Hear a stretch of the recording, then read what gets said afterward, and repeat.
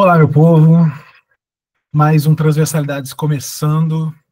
Depois de alguns meses parado, estou tendo essas pequenas pausas que não são indesejadas, mas estou precisando. Mais uma vez aqui com vocês. Bom dia, boa tarde, boa noite para quem nos acompanha pelo YouTube. Agradeço sempre pela presença de quem está na sala e quem está seguindo a gente aí no canal. Inscreva-se no canal se você acessou pela primeira vez ou ainda não é inscrito. Por favor, isso ajuda muito. Não vou ficar insistindo muito nisso.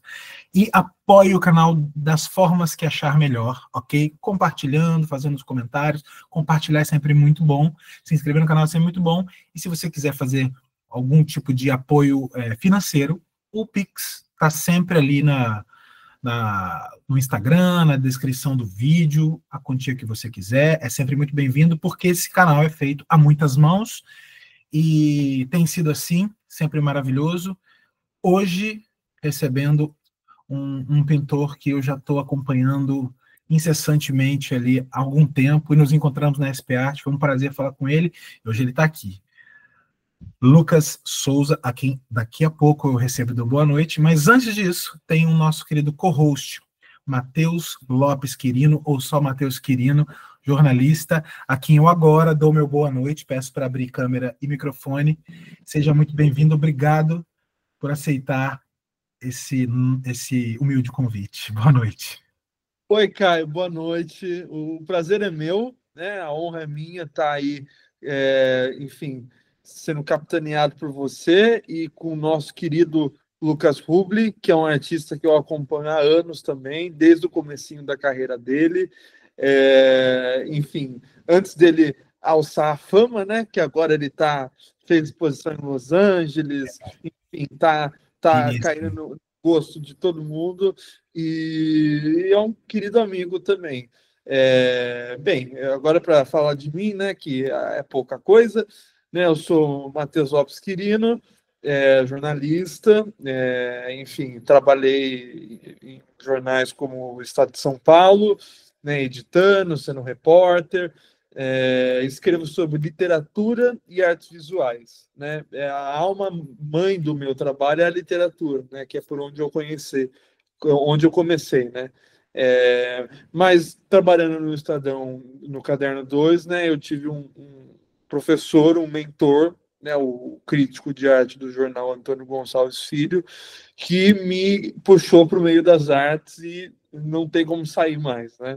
Então, eu cubro arte há 3 anos também, além de continuar cobrindo literatura, e hoje escrevo, né, para jornais como o Globo, para a revista Piauí, enfim, tô por aí, né, e conhecendo, enfim, pintores e todo tipo de artista que eu acho legal e considero a produção.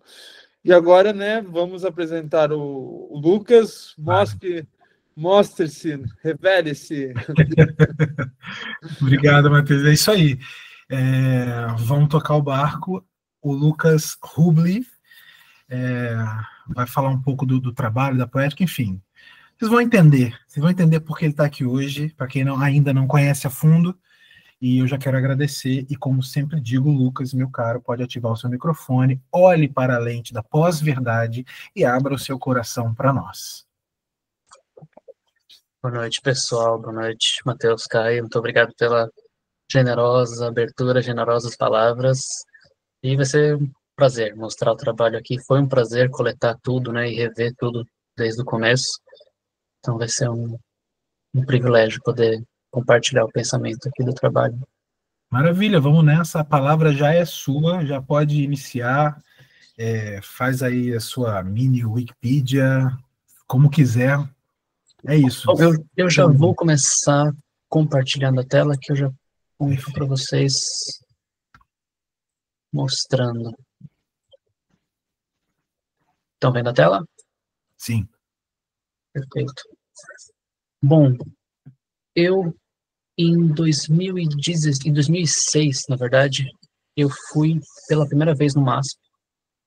E eu até tentei caçar aqui nos arquivos, no MASP, para descobrir exatamente o que estava sendo exposto na época, mas eu não encontrei. Quantos anos você tinha, Lucas, em 2006? Foi Quantos anos Quantos você anos tinha em eu tinha? 2017? Eu tinha lá meus 16 anos, 16, 17 anos.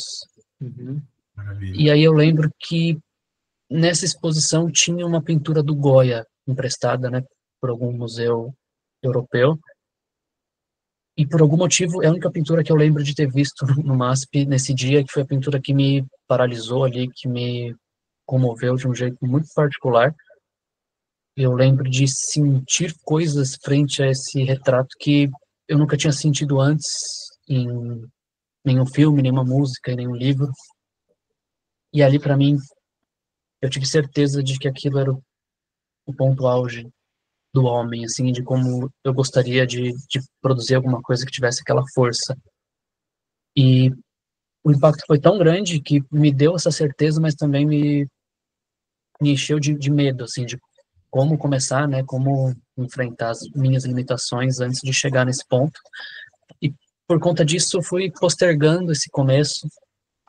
Eu, por muito tempo, fiz aulas de desenho, e aí eu consegui coletar alguns aqui de 2020, um pouquinho antes da pandemia, que eu estava começando a fazer ilustração digital. Eu gostava muito da ideia, né, já de uma paleta mais reduzida. Sempre gostei muito de desenho linear, de Ashura, esse tipo de coisa.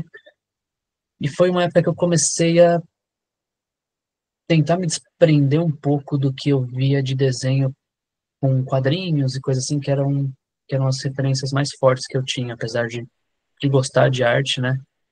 No geral, assim, de pintura, os quadrinhos eram muito presentes, assim, no meu jeito de ver a construção de uma imagem. Você foi formado pelos quadrinhos também? Igual grande parte de nós? Eu nunca fui muito consumidor, assim, de quadrinho quando eu era moleque, mas eu lembro de admirar alguns artistas em específico Uhum. com grande carinho, assim, que me fizeram ter a vontade, né, e o prazer da linha. E eu acho que isso também vem me ajudando bastante até hoje, assim, porque foi uma época que eu me preocupei muito em transformar essa minha admiração em conhecimento fundamental, assim. Então, que eu aprendi de proporção, né, de desenho mesmo, de luz e sombra, eu acho que são coisas que até hoje eu uso, que o desenho me proporcionou. Eu fiz isso por alguns anos, 2018, talvez até 2020, eu desenhei bastante. Em 21, na pandemia, eu também passo a desenhar bastante desenho de observação, até chegar um momento em que a pandemia veio mais forte e eu percebi que o meu medo da pintura, né, o medo de me jogar na pintura era muito menor do que o medo da pandemia, assim, do que estava acontecendo com tudo, né, o medo de parecer que o mundo ia acabar, né, em algumas semanas da pandemia. Uhum. E aí foi nesse intervalo que eu vi um post no Instagram do gigante artista Arthur Paliano. Era um post dele de um curso que ele abriu de pintura dele e da Clara Tiberi. Uhum. E eu vi essa possibilidade, né? Eu me inscrevi para uma bolsa e eles tipo, me abraçaram de uma forma muito bonita, assim, eu sou muito grato. E ali eu percebi que eu tinha que começar a pintar mesmo, que chegou a hora. Eu fui atrás de algumas tintas, eu estava apertado de grana, então já de começo eu já tinha uma paleta limitada. Ô, Eu Lucas, deixa eu só fazer digo, uma pequena intervenção. Olha o Gabi chegou. Ê, Gabi! Bem-vindo, Gabriel Roemer, excelente pintor, está entre nós. Faço questão Maravilha, de bem-vindo. cumprimentá-lo aqui. Oi, oi! Mas vou à minha pergunta, né? digo, Essa fase da pandemia foi uma fase importante para o Lucas, né? E a gente conversando, enfim, a gente conversou muito sobre isso. E o Lucas, ele tinha uma ideia, né? Que era, como ele desenhava muito bem, e vocês viram aí a apresentação, de começar a tatuar, né? Só que com a pandemia, né? Enfim, você não podia tatuar, né? Você As duas ficaram longes. E aí, o que aconteceu, né? Você tinha um material, né, de tatuador, mas aí depois você foi buscar um material de pintura, e aí um caminho desdobrou no outro. Eu queria que você falasse um pouco disso, Lucas, antes de entrar na pintura em si, né? Falar um pouco desse aspecto humano, que eu acho bem legal.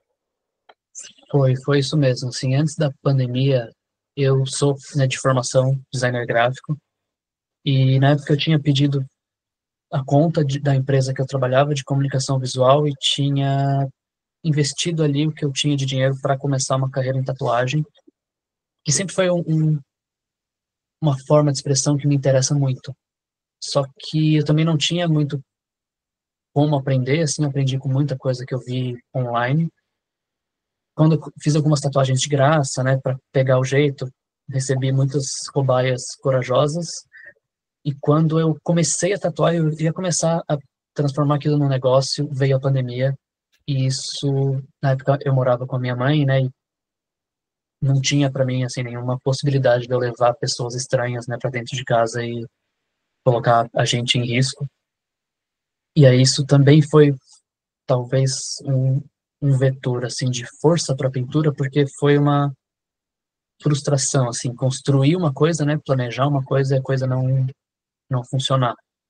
E aí a pintura veio para mim como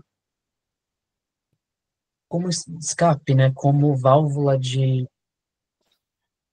aliviar toda essa pressão, toda essa necessidade que eu tinha de fazer alguma coisa criativa. E aí entra no que eu estava contando do Arthur e de como isso também, assim, eu tinha recebido essa possibilidade, né, essa bolsa, e para mim era uma coisa muito importante eu aproveitar aquilo do melhor jeito que eu conseguia. Então, eu me esforcei muito para conseguir reunir ali o material básico. Na época, né, tintas das mais baratas, assim, acrylex, e os pincéis também mais baratos que eu encontrava, para conseguir fazer. E cada aula para mim era muito um espaço de me conhecer e de tentar entender o que era aquilo que me fascinava tanto, mas que eu não tinha conhecimento técnico mesmo, né, tátil assim para construir, tanto que essa aqui, por exemplo, é uma pintura que eu fiz com massa corrida também, porque eu não tinha dinheiro para gesso, então às vezes eu preparava com materiais muito alternativos, digamos assim. A maioria desse primeiro ano, até do segundo, também foram feitas em papelão, porque também eram muito mais baratos e acessíveis na época. Eu e minha mãe, na época, a gente trabalhava com cartonagem, então a gente fazia algumas caixas envelopadas, coisas assim. E quando você faz uma caixa, né, você corta as abas, normalmente sobra um quadradinho em cada ponta. Então a gente tinha pilhas e pilhas desses papelões assim pequenos, que também acho que definiu muito minha prática, né? A maioria era 10 por 10. O começo foi assim, né? Eu lembro. Eram pequenos e eram, para mim, um objeto de concentração, assim. Eu tinha tanta vontade de aprender a fazer coisa que eles ajudavam o tamanho, eu acho. Cheguei a comprar algumas telinhas nesse primeiro ano, assim, acho que nesse curso de 4 meses que foi, eu devo ter pintado umas 3 telinhas. E como na época também não tinha, eu tinha muito interesse em pintura de observação, porque para mim tinha uma questão também de intensidade, de foco, que parecia que me ajudava a entender a técnica da coisa.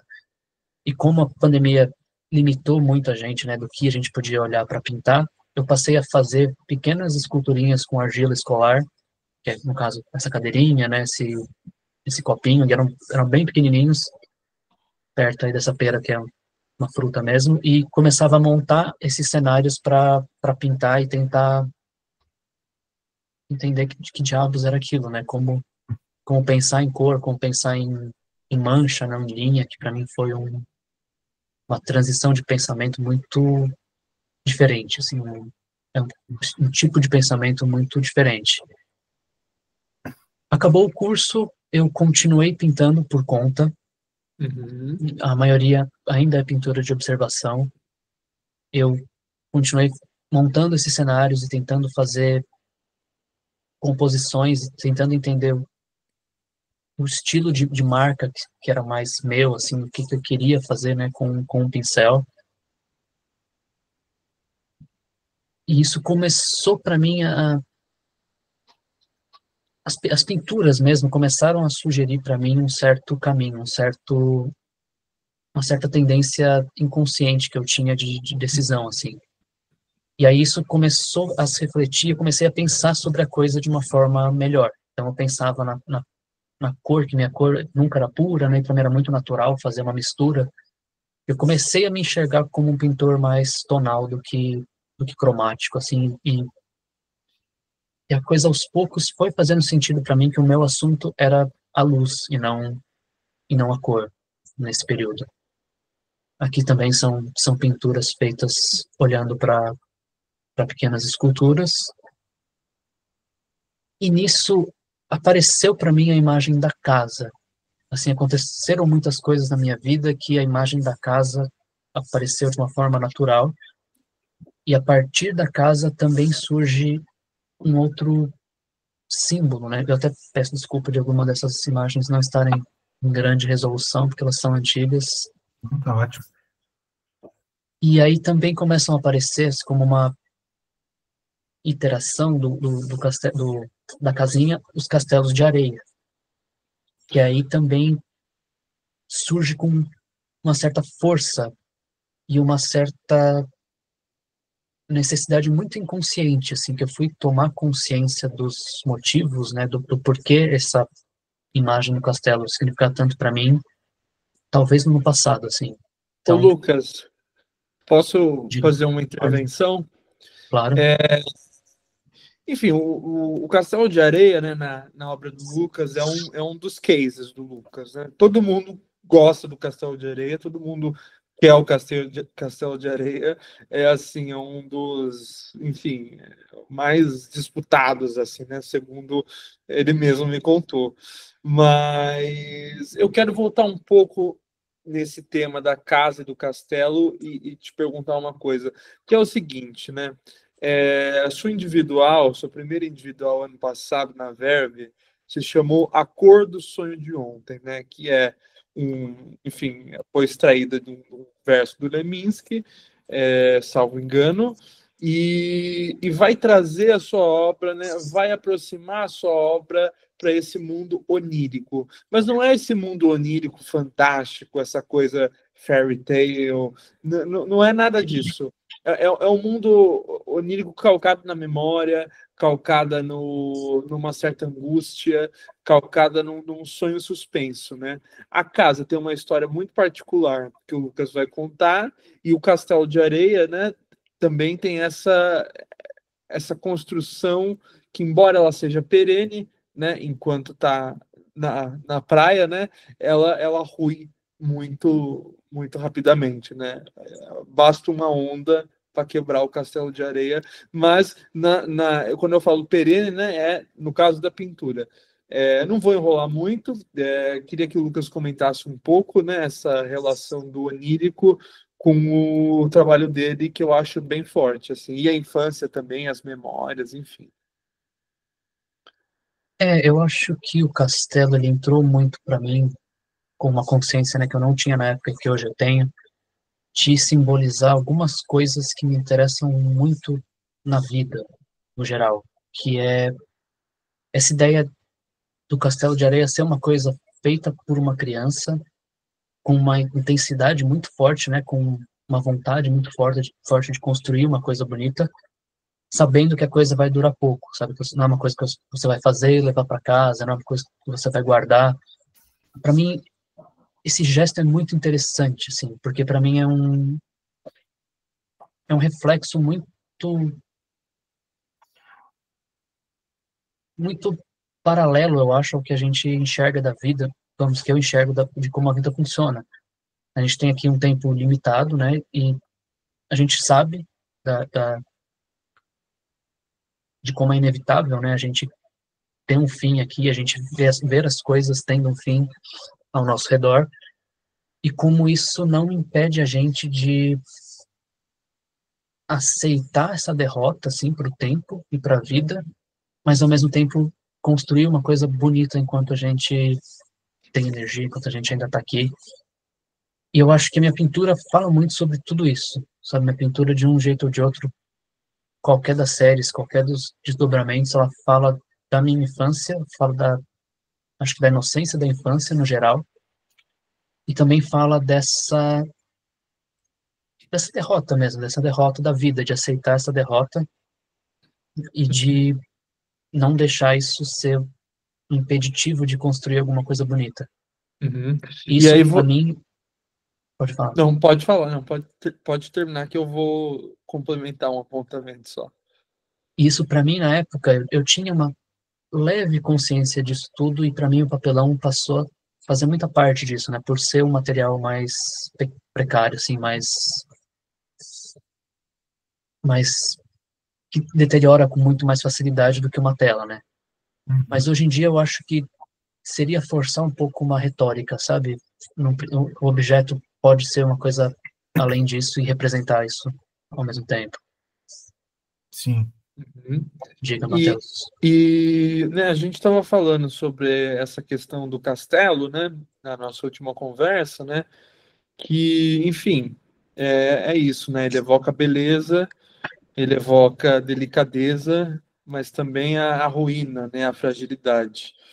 E a fragilidade é uma coisa constante, né, na vida humana, assim.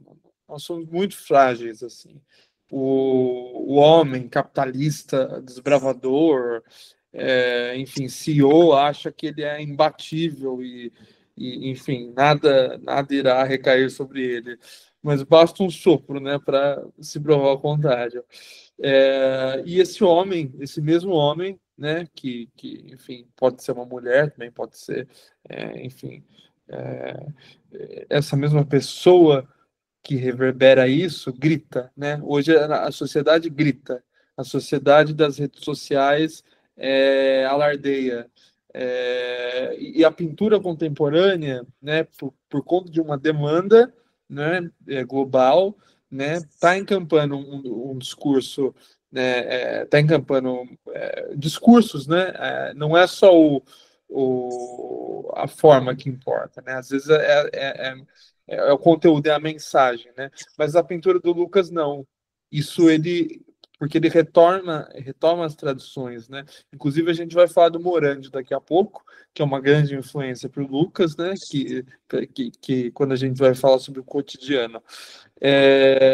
E só para voltar sobre essa questão da delicadeza e da ruína, né, enquanto todo mundo está aí gritando, alardeando, o Lucas está quieto na dele, pintando e fazendo o trabalho dele, né? E uma frase que ele me disse é: eu pinto no tempo de um sussurro. Isso é uma frase muito forte, né, dita por alguém, porque o sussurro, ele tá aqui dentro, mas você não consegue botar, né? Você não consegue reverberar isso. E isso vem justamente na pintura, né? Que é essa pintura, talvez, do sussurro.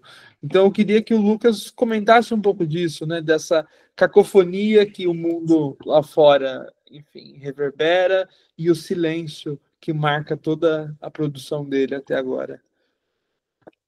Eu falo com prazer. Eu acabei não te respondendo também a questão do faz de conta, né, do conto de fadas, assim, porque para mim também é uma questão que os castelos não pareçam ter saído desse lugar de aspiração, assim, de sonho infantil, né, que para mim essa coisa do infantil é muito mais importante no sentido de quase uma perda de inocência, né, de uma criança que está vendo os problemas do mundo e tá perdendo aquela inocência, aquela fantasia que tinha. Então, eu acho que pode até ser uma pintura que tem um toque de fantasia, mas ela é uma fantasia que está se desmanchando de alguma forma, sabe? A realidade tá chegando muito mais dura, né, do que a fantasia.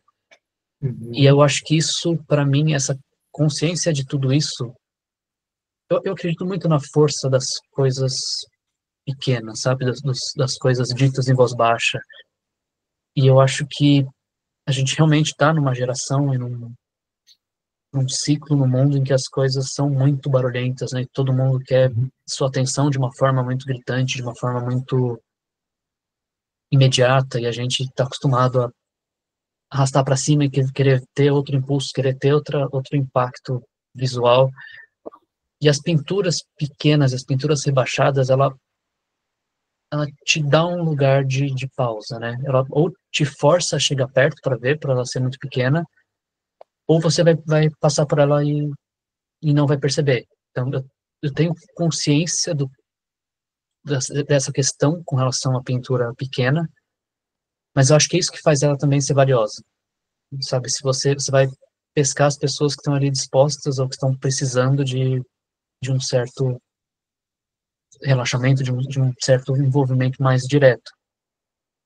Isso, para mim, são coisas que eu fui construindo, né, junto com a pintura, e uma das coisas que também mais me ajudou, assim, que realmente mudou minha vida como pintor, foi ter entrado também como bolsista no curso do Paulo Pasta. Uhum. E ali, para mim, ele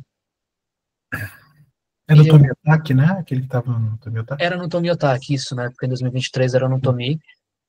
E ali, para mim, foi um choque, assim, porque eu não tinha ideia de que existia tanta gente falando e pensando pintura, que existia um mercado de arte, sabe? Eu não tinha consciência de absolutamente nada disso.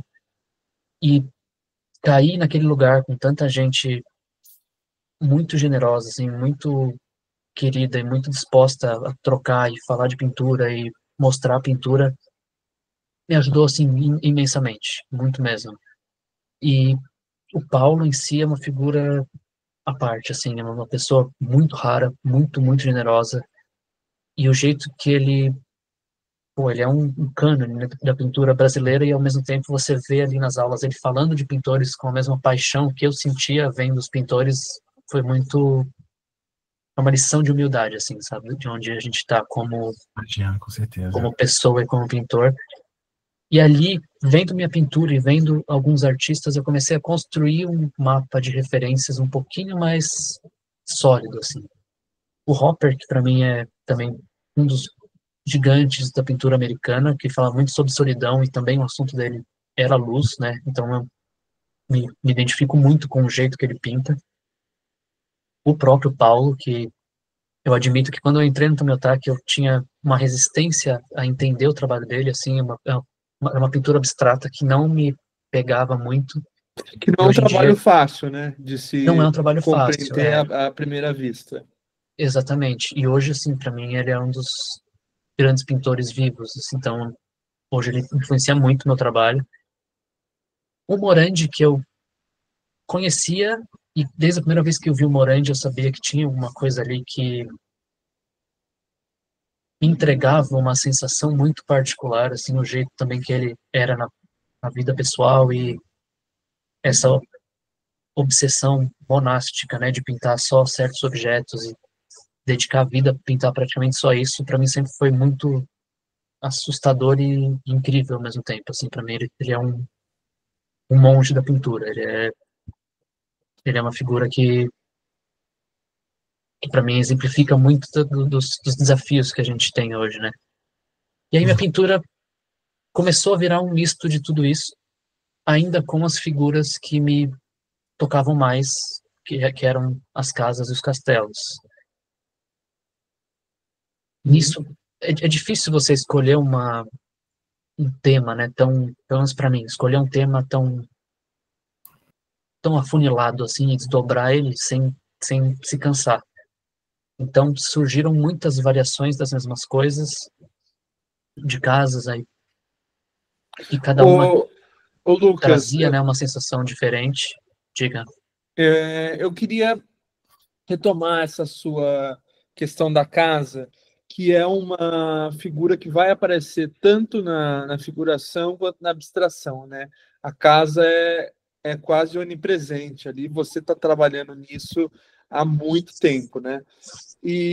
Mas tem um eco pessoal muito forte, né? Eu não sei se você vai se sentir à vontade de né, expor essa história. Você me contou, né, quando eu te entrevistei para a Folha de São Paulo, e eu até falei disso no texto, mas você, né, você morava com a sua mãe, né, na casa da sua família, enfim, que precisava de uma reforma, vocês estavam ali num período complicado, né, financeiramente, e isso te causava uma angústia, né? Eu queria que você falasse um pouco sobre essa questão da casa mesmo, do lar, né, do conforto, do aconchego, que na verdade era uma tensão, né, era uma preocupação latente sua. E isso, a gente vê as suas casas, né, elas são casas às vezes até soturnas, né, mas elas têm elas estão suspensas, né, no tempo. Eu queria que você retomasse, né, essa questão da casa na realidade, o lugar que você estava abrigado e o abrigo que você criou dentro da pintura.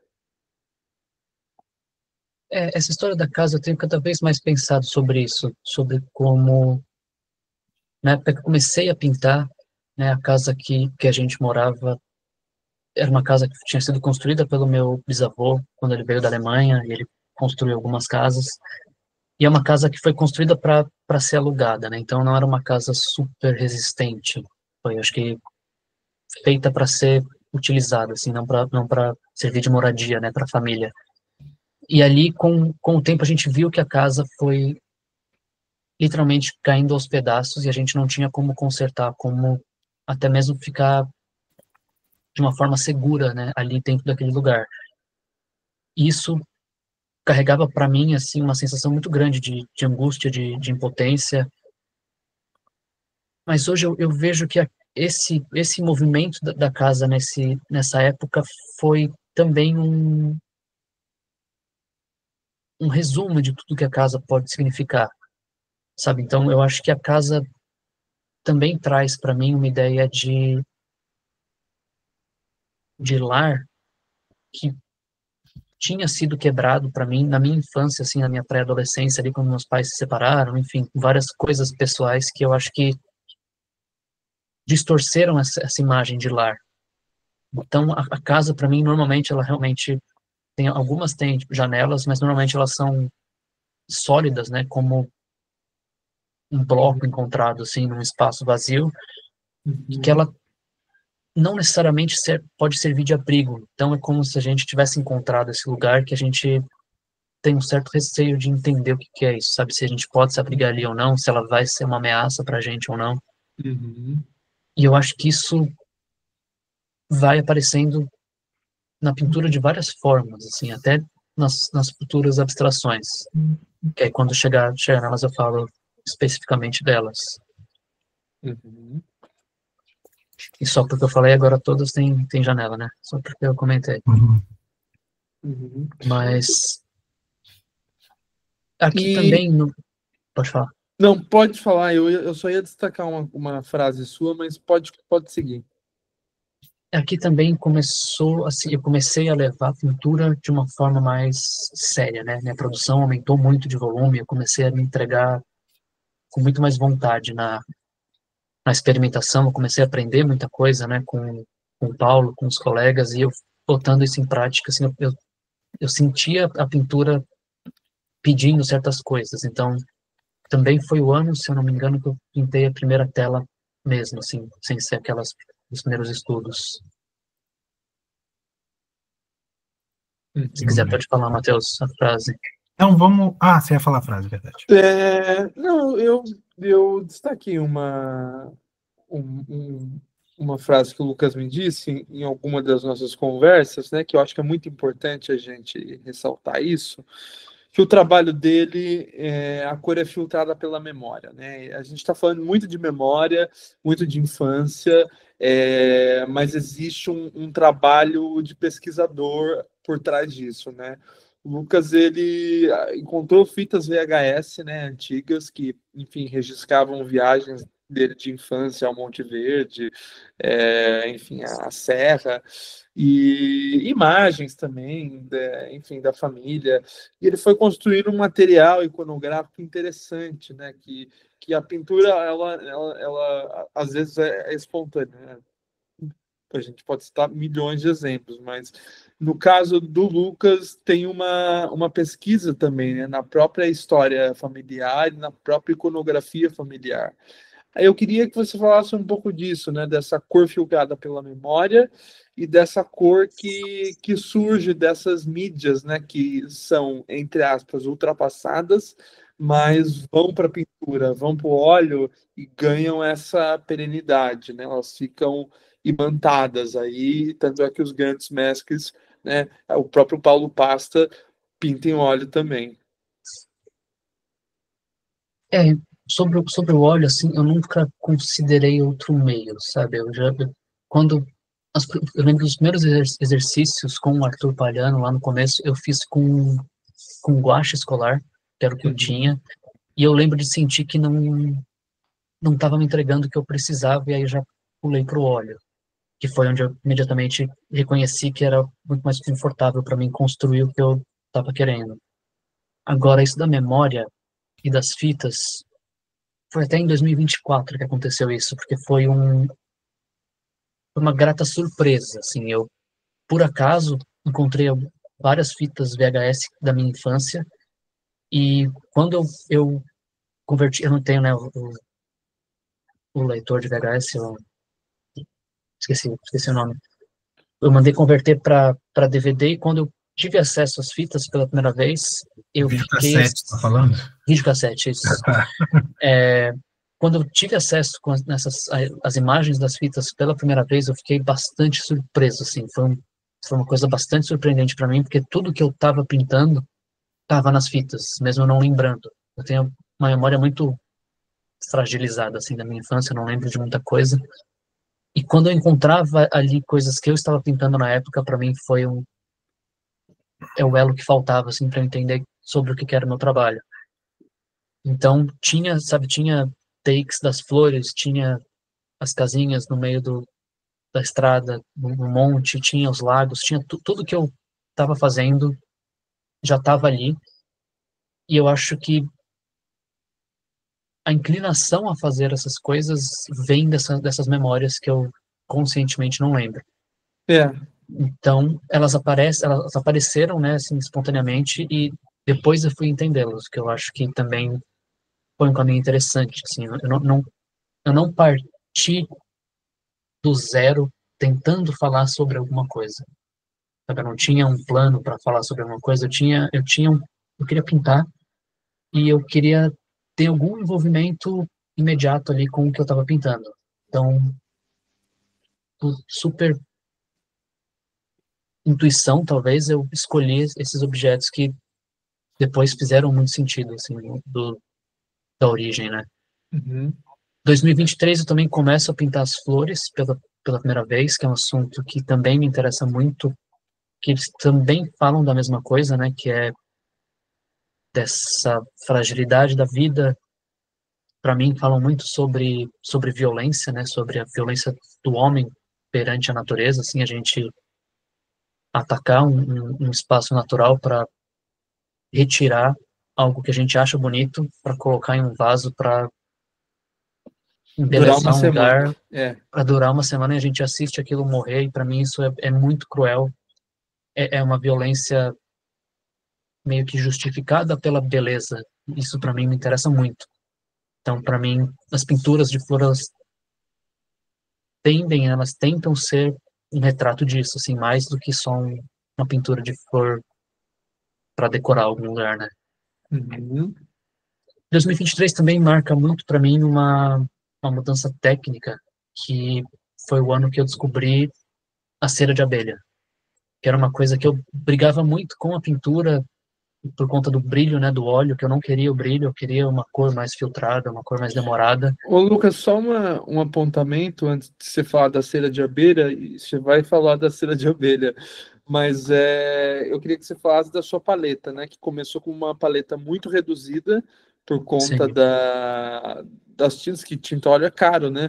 E depois você, inclusive até agora, você está abrindo, né, esse leque de cores aí. E chegou na cera de abelha. Mas eu queria que você falasse um pouco, né, não foi escolha porque assim, você tinha que escolher, eu vou comprar esse e esse tubo porque é isso que dá. Queria que você falasse um pouco desse momento, se isso evidentemente, isso te frustrou, mas o que você aprendeu disso também, né? De trabalhar com essa paleta reduzida lá no começo. Não, engraçado, isso nunca me frustrou, assim, sempre foi para mim muito natural aceitar que a limitação é muito poderosa, sabe? Eu sempre achei que do jeito certo, feito do jeito certo, assim, feito de um jeito sincero, de um jeito dedicado, com muito pouco dá para se fazer muita coisa. Eu sempre fui muito crente, né, nisso. E eu sempre usei, até hoje, eu uso uma paleta super reduzida, assim, em termos gerais. Eu aumentei um pouquinho a paleta com o tempo. E ainda é estranho para mim adicionar certas cores, assim, ainda tem uma resistência porque eu realmente fiquei muito familiarizado com extrair o máximo que eu consegui dessa paleta reduzida e eu acho que é uma paleta que eu poderia usar pro resto da minha vida e eu nem senti realmente falta de nada. E, e aquilo mesmo, tipo, é um vermelho, um amarelo, um azul, um terra e um branco. Nessa época eu usava ultramar, vermelho de cádmio, amarelo ocre, sombra e branco de titânio. E para mim, assim, é uma paleta que, pro que eu estava pintando, era mais do que suficiente. Eu sempre consegui extrair dela o máximo que eu conseguia. E aí, quando chegou no momento das paisagens, que a gente vai chegar aqui agora em 2024, não tem como não falar também do que é, de quem é para mim o maior pintor de todos os tempos, que é Pablo Picasso. Para mim, ele tinha uma velocidade de consumo das coisas até alto demais, assim, a vida pessoal dele, né, acho que entrega isso, mas ele tinha uma vontade de viver, uma vontade de pintar que eu me identifico muito, e eu acho ele um pintor genial, assim, corajoso, sabe, de mudar os estilos conforme ele sentia necessário. Eu acho que ele poderia fazer o que ele quisesse na pintura, e eu acho que ele é de um talento muito, muito raro. O Bonnard também é outro pintor que, quando apareceu para mim, mudou bastante meu jeito de ver Lucy, ver como era possível atingir o mesmo efeito, talvez com outro tipo de pincelada, com outro tipo de camada. Também abriu muito minha cabeça com relação à cor. E esse que talvez seja o mais influente nos últimos anos e o mais diferente também, que é o Stanley Whitney, um pintor também gigantesco, né, dos Estados Unidos, e que quando eu vi essas pinturas pela primeira vez e eu ouvi ele falando sobre como o assunto dele era a cor e a relação de cor e espaço e como isso era o suficiente para se falar dentro de uma pintura, isso para mim me abriu a cabeça no sentido de que talvez eu também pudesse começar a desfazer algumas coisas no jeito que eu estava pintando e deixar a pintura ser mais presente como assunto. E aí eu começo a fazer algumas pinturas que a figuração ela vai se dissolvendo para uma coisa mais abstrata. Não, eu chamo elas de abstrata por comparação com as outras, né? Mas todas elas têm uma figura, forma, né? Que tem uma forma, tem uma figura ali que a gente consegue reconhecer. E para mim aqui foi quando eu comecei a pensar em cor. E aí eu comecei a descobrir minha paleta de outro jeito. A mesma paleta, eu conseguia fazer coisas, sabe, usando menos branco e usando cores mais puras que eu não imaginei que eu conseguiria. E isso para mim foi um desvio, mas foi um caminho paralelo que eu abri no meu trabalho que me deu de novo aquela vontade de pintar que estava começando a esmaecer, sabe, nos figurativos. Eu senti que eu estava quase me repetindo. Quando aparece alguma coisa nova, assim, a energia veio muito mais forte. E eu comecei a fazer essa série, que elas, né, claramente são referências às casas e aos castelinhos. E eu lembro que na época eu fazia essas pinturas achando que elas eram super coloridas, assim, que eu estava sendo... E são. Elas são. Elas são, mas assim, veio depois, a cor veio depois com mais força. São bem saturadas, mas tem muita É, cor, um baita colorista. tem. Ah, muito obrigado. Eu adorava ter que pensar só nisso e não em resolver a forma, sabe, do figurativo. E isso para mim abriu um outro leque assim de conhecimento e de influências que eu não tinha na época do figurativo. Então me ajudaram muito a crescer assim como pintor. Uhum. E aí eu acabei não falando, né, da cera de abelha, mas a cera de abelha também ela me deu conhecimento de uma coisa que eu queria na pintura que eu também não tinha tanta clareza, assim, que é essa cor filtrada, né, que é uma cor que ela por a cera ela é translúcida, né? Então quando você mistura com a tinta fica ela demora para ser lida, né? A onda de luz ela entra, ela demora um pouquinho mais para sair, para voltar para a retina. Então ela cria um tempo mais vagaroso de leitura que fazia para mim muito sentido com essa pintura que até mesmo as abstratas elas trazem a questão da memória, né, da infância que para mim é importante de serem pinturas com uma leitura mais lenta. Uhum. E aí aqui eu comecei com essa forma, com esse grid, essa grade muito estruturada, que para mim era um ponto de segurança para eu construir essas abstrações, e que também em pouco tempo, assim, eu comecei a me incomodar com essa limitação. Eu comecei a pensar em como transformar isso em uma coisa mais solta e mais orgânica, mais que fizesse mais sentido com a dissolução, com o desmoronamento que os figurativos, né, traziam assim como força. Uhum. Em 2024 também fiz minha primeira paisagem sem as casas, que foi essa é a primeira. Eu lembro quando eu fiz essa pintura que muita coisa assim também, sabe, as fichinhas caíram no lugar, assim, a questão do reflexo ser um reflexo duro, não ser um reflexo que é distorcido, né, com as ondas, com algum movimento de vento, alguma coisa assim, Uhum. e como esse reflexo duro sugeria um tempo suspenso muito diferente do que é um tempo suspenso de uma fotografia. E para Sim. mim, nas paisagens isso sempre foi uma questão a ser conseguida, assim, tentar extrair da paisagem essa sensação de tempo suspenso, como se fosse um tempo da memória, sem ser um tempo congelado da fotografia. Sim. Então é um tempo suspenso, mas que não é imediato.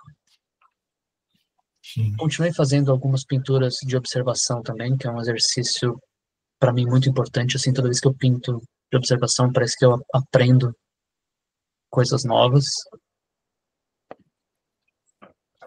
As flores continuaram aparecendo, aqui já é um ano que eu só pintei em tela. Tela e MDF também, tem algumas E olha o madeiras. Latour aí, né? Eu te mandei, né? Ah, é, ele tá aqui. O Não tem Latour como ir, não é uma referência direta, é um encosto mesmo.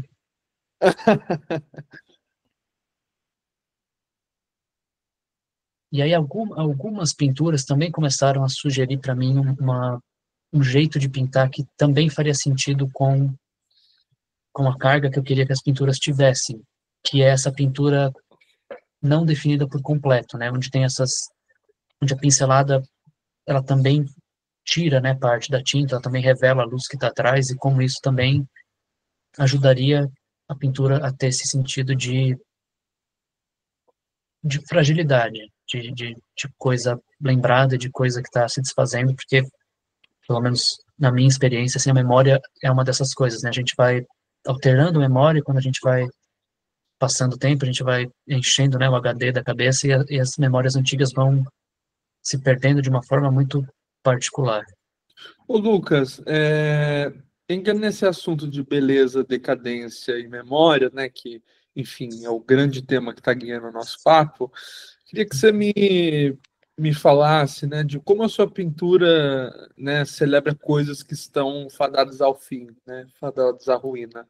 Como que é para você fazer isso? Você diz que, né, é até um pouco espontâneo, né?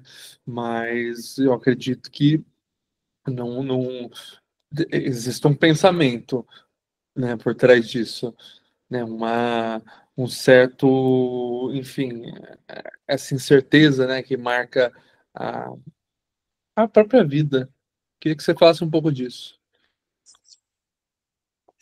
Eu acho que não era um pensamento consciente, mas para mim isso é uma das coisas mais incríveis da pintura. Quando a gente está fazendo, a gente não só aprende sobre pintura, mas a gente aprende sobre na vida, né, sobre nós mesmos. Assim, para mim foi muito claro entender como eu valorizo essas coisas que são frágeis, sabe, que são finitas, que são pequenas, que são invisíveis, sabe, os gestos invisíveis, né, de carinho, de generosidade, e como isso para mim tem uma força muito particular e muito potente.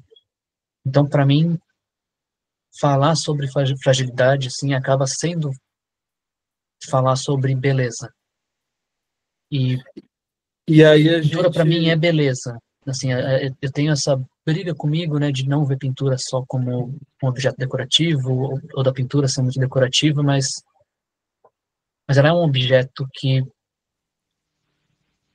gera uma sensação de admiração muito parecida com o que a beleza gera. Então, e até mesmo os pintores mais conhecidos por não serem bonitos, como um Saint-Ombre, por exemplo, né, perto de um Monet, para mim ele tem uma beleza, tem um magnetismo que é do belo, sabe? Não é só da carga emocional, tem uma coisa além, assim, uma coisa estética.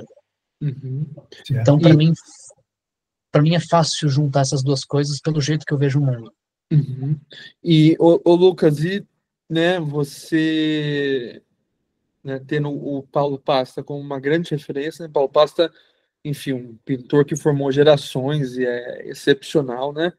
Ele fez um comentário sobre a sua pintura que eu acho que resume bastante isso, né? Que a sua pintura é uma pintura da derrota, mas é a aceitação da derrota, né? Que vê nisso uma certa beleza, né? Eu queria saber como você recebeu esse comentário do Paulo e o que significaria isso, né? Sua pintura é uma pintura da derrota, que tem assim, não te conhecendo, não conhecendo o Paulo, não conhecendo esse contexto que a gente está já há uma hora explorando, a gente teria outra opinião, mas sabendo da missa toda, né? Não só do excerto, é outra história. Queria que você falasse um pouco disso.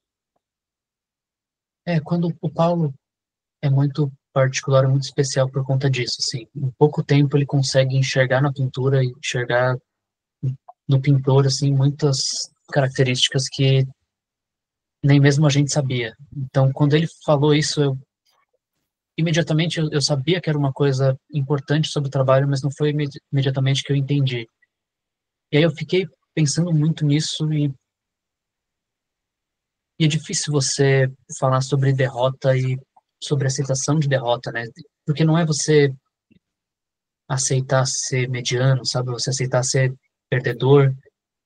É você aceitar, eu acho, com certa humildade, assim, o seu tamanho perante certas coisas, sabe? Perante a pintura, perante a vida. E aceitar de um jeito calmo, sabe? De falar, beleza, tipo, a gente não é tudo isso, a gente não é invencível, a gente não é para sempre, a pintura não é para sempre, sabe? A pintura não é a salvação, talvez, mas ela é suficiente.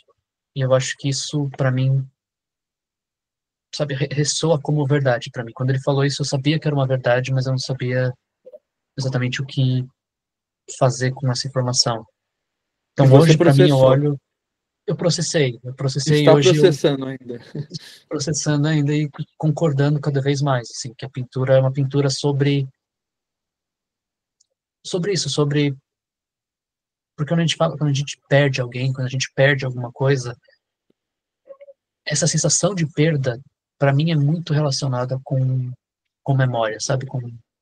A gente perde os momentos que a gente passa, né? Ela vira memória. Então, a gente está diariamente lidando com essas derrotas, porque a gente não tem como reverter o tempo, reverter certas coisas que são inevitáveis, e para mim isso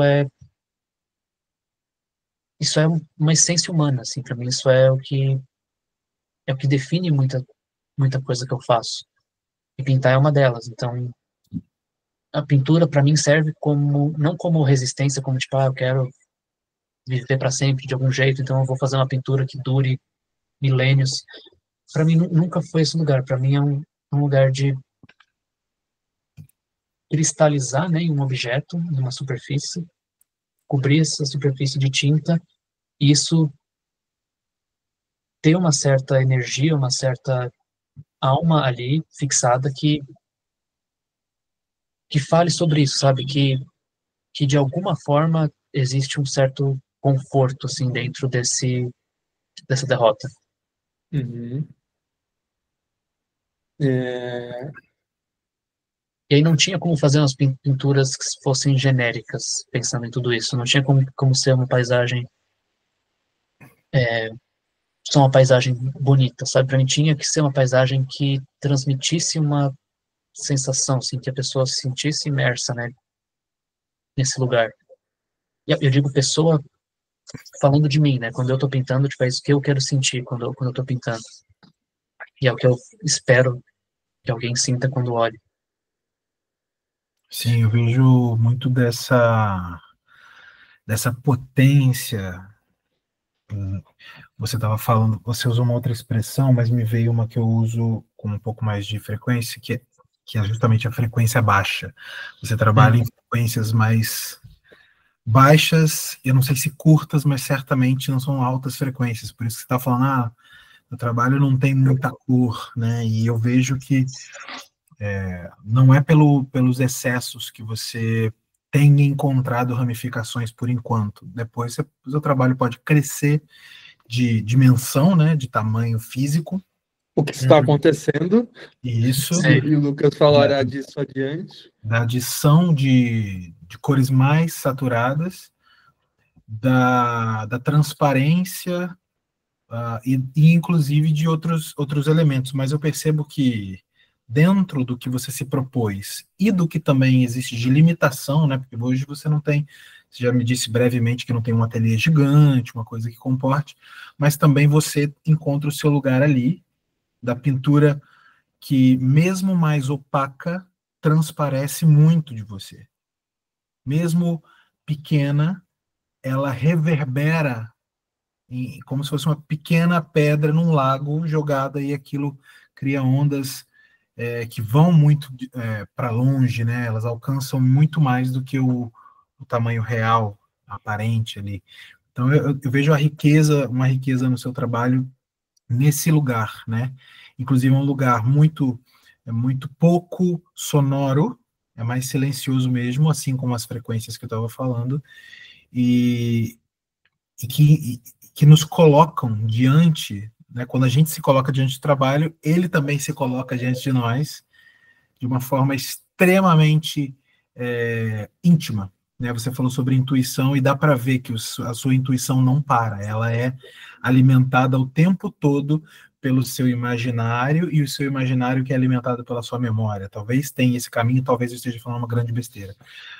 Mas dá para perceber, assim, existe uma densidade na sua simplicidade. Né? Isso é muito. Isso é tremendo. Estou olhando aqui para o seu trabalho, estou acompanhando a fala e essa maneira como você vai destrinchando e desdobrando. Isso me pega desse jeito, assim. Então, dá para ver uma inquietude picassiana, talvez, na quantidade dos trabalhos e tudo mais, mas existe uma outra vibe, usar essa palavra horrorosa, né? Que é mais quieta, ela é mais discreta, mas que ela alcança muito. Ela tem muito poder no lugar em que ela se colocou e da energia que ela recebe de você. Enfim, já estou falando muito. Ô, Caio, Não, eu queria te complementar, né, de você está falando de ressonância, né, e você usou esse exemplo da pedra no lago, né, então, já que a pedra está no meio do caminho, né, citando o nosso Drummond, que é um lugar comum na literatura, eu vou dar outro exemplo de pedra, né, essa questão da ressonância mesmo, né. Para mim, a obra do Lucas, ela reverbera no sentido magnético, no sentido de uma força muito poderosa, né? Porque quando a pintura é bem resolvida, ela é resolvida em qualquer tamanho. Isso, quem falou pra gente, né, Lucas, foi o Rodrigo Naves, né? Crítico de arte, Sim. enfim, uma sumidade. E agora, voltando à pedra, né, a gente imagina uma caverna, né, que é um ambiente, enfim, misterioso, soturno, era a casa, né, dos nossos ancestrais, é uma caverna. Se você joga uma pedra num túnel, numa caverna, num lugar isolado, aquilo faz um eco, e um eco poderoso, que vai reverberando, reverberando, reverberando, e de repente aquilo toma conta do espaço, toma conta da dimensão humana, e vai ressoando, né? Esse eco é um eco profundo, e enfim, psicanálise fala muito disso, mas eu não vou me alongar também, que não é, psicanálise não é a minha área, mas é essa força, né? Porque começa com um gesto silente que de repente se torna poderoso. E essa, para mim, é a pintura do Lucas. Enfim, agora eu já falei demais também, Caio. Não, vocês são muito generosos com as palavras. O Matheus falou sobre o sussurro, né, no começo, e eu acho que Uhum. eu também acredito muito na questão do sussurro como uma forma muito potente de intenção. Quando a gente pensa em alguém em uma situação muito adversa e a pessoa vai rezar por algum motivo, nunca é uma reza em grito, né? É uma reza baixo. Então eu acho que existe uma Depende. questão de. Depende do evangelho. Depende. O sussurro tem No uma. Brasil de hoje depende, viu? Depende. Para mim, o sussurro tem uma coisa de concentração, sabe? De Ritualístico. intenção. Uma coisa É, monástica, né? e para mim isso entra na pintura, assim, fazer pinturas pequenas e pinturas concentradas nesse sentido, me ajuda a ter essa concentração no trabalho também. Então, quanto mais concentrado, quanto mais envolvido, mais eu sinto que o trabalho funciona, né? Que a pintura funciona. Tem aquela frase do Philip Guston, que é também um outro herói para mim, que ele fala sobre quando você entra no ateliê, todo mundo está com você, né? Seus amigos, seus galeristas, os outros pintores da história da arte, você mesmo, tudo ali entra com você, enquanto você começa a pintar, estão ali te acompanhando, e aí aos poucos, conforme você vai pintando, eles vão saindo pela porta, sabe? Sai o galerista, sai da história da arte, sai seus amigos, e se você tiver muita sorte, você também sai do ateliê. Então, para mim, essa frase é uma descrição de como funciona uma sessão de pintura, sabe? O que quando você sai do ateliê e a coisa funciona, parece que sozinha, né? Pela terceira mão, que ele também falava. Normalmente essas são as obras que saem concentradas e com uma qualidade superior, assim. Então, o pequeno formato eu acho que tende a me ajudar a colocar nesse lugar, mas eu acho que também eu acreditei por muito tempo nisso para me limitar nos formatos pequenos, que é uma coisa que esse ano está mudando um pouquinho. Eu trouxe aqui também alguns cadernos que são bem pequenos, eu até tenho um aqui para mostrar fisicamente. Ele é bem pequenininho e nesse caderninho eu faço essas divisões menores ainda, né, para fazer esses rascunhos de composição que para mim foram que começaram a resolver aquela questão da grade muito dura que eu falei nos abstratos. E aí fazer diversos desses, soltar isso assim e tirar, né, do corpo e tentar entender também tem me ajudado muito a explorar variações, né, da mesma coisa. Isso é uma coisa que eu também faço. E também é um jeito de voltar a ter um contato com o desenho, que é uma coisa que depois que a pintura assumiu um papel tão gigante na minha vida, é, ficou de lado e hoje em dia eu tento recuperar de alguma forma, mesmo não sendo objetos finais, assim, né? Uhum. E para mim também foi um problema começar com os desenhos, porque eles estavam virando um pouco projeto, e eu não queria que virasse projeto. Sim. Então, hoje em dia, eu consigo ter ideias a partir do desenho e, a partir disso, começar a pintura. Eu faço bastante também pinturinhas em tamanho de cartão postal, assim, que são cartões postais mesmo, com gesso. Que aí aqui o pensamento é outro, né? O pensamento de entender as cores e a luz. Uhum. E também, a partir desses estudos, eu passei a querer essa luz branca do gesso, né, da tela, que é uma coisa que eu nunca usava, eu sempre sujo minhas telas, né, antes de começar a pintar. E a partir dessas eu comecei a ver esse branco luz como possível participante ali da pintura também. Uhum. Eu acho que eu não trouxe muitas que tem um fundo branco, mas a gente dá uma olhada. E aí chega 25. Foi, né, pós minha primeira individual, eu estava bastante interessado em alguns aspectos técnicos, assim, de como a quantidade de cera e a quantidade de óleo fazia essa pincelada depositar e tirar ao mesmo tempo, revelando, né, um pouco dessa luz do fundo. Isso passou a ser bem mais presente na pintura e no jeito que eu pinto. E não é uma pintura com uma fatura muito grande, mas também não é uma pintura muito rasa, né, muito rala.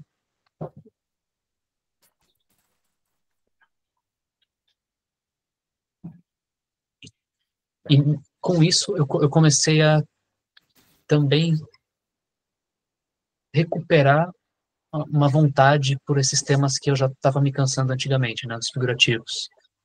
Então começaram a aparecer figurativos de uma forma mais rala, mais solta, que para mim faz também sentido com o que eu enxergo hoje como pintura. Mas E elas começaram a pedir um pouquinho mais de tamanho também, de escala. Assim, elas eram bem pequenas, né, e começaram a crescer. Essas são bem mais recentes, assim, que não são gigantes, são 27 por 35, 30 por 40, mas que para mim já é uma escala bastante nova, assim, bastante interessante de trabalhar.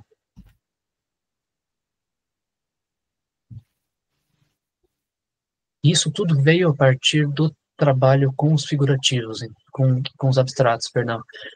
Então, tem sido legal ver como uma coisa joga informação para outra, sabe? Atiça ali aquele fogo para outra direção.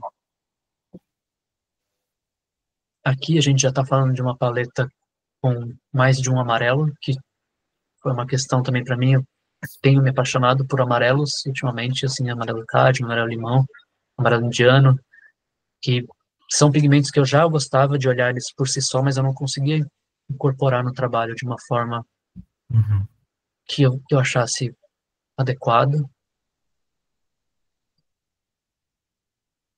E elas têm ficado cada vez mais de uma forma também natural, com essa sensação de quase de afresco, né, de uma coisa que está sendo apagada.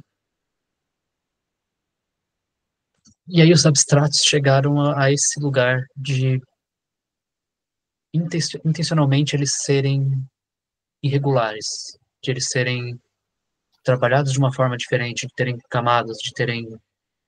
É uma briga muito diferente, sabe? Eu brigo muito mais com esses mais abstratos para construir uma pintura que para mim faça sentido.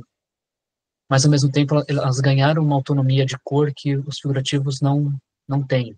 Então, para mim, tem sido uma aventura, assim, olhar para esses outros aspectos da pintura, mais físicos, né, mais materiais, e experimentar coisas.